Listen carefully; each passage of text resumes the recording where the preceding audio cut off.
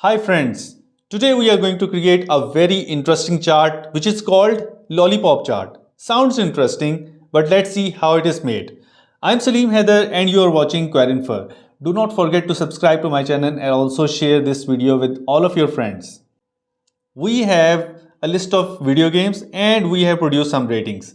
And if you love any of these video games and the rating is lower, please forgive me because this is just a random rating generated through the rand between function, and any change happening within this sheet will regenerate these numbers and maybe your video game comes on the top. So we have these numbers. Now we are going to select all of the cells against those ratings. Go to home ribbon, apply conditional formatting, and this time it will be formula based conditional formatting. So click on the last option and in the formula bar we are going to write equal to C3, which is basically the first rating, whether it is greater than, let's say, 7. So all of those will be on the top and we want the font color to be green, and we can also make the font bold. So press OK.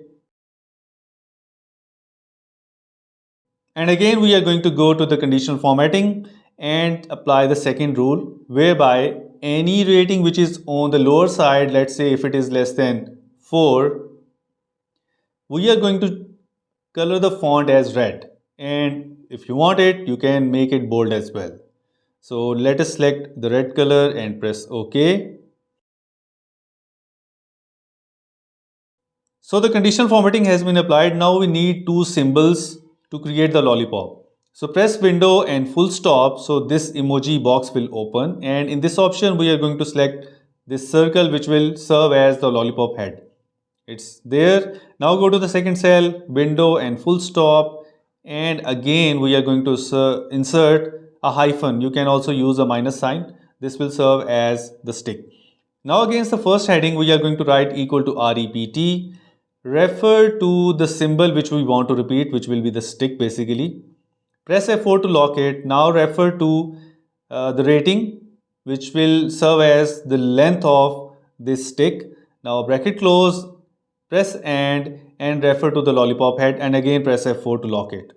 It's done. Your lollipop is created. Now copy it to the rest of the cells, and with the conditional formatting you are seeing which one is on the top, which are in green color, and the lowest one are in red color. So as the numbers changes, your lollipop stick length will also change and the color will also change.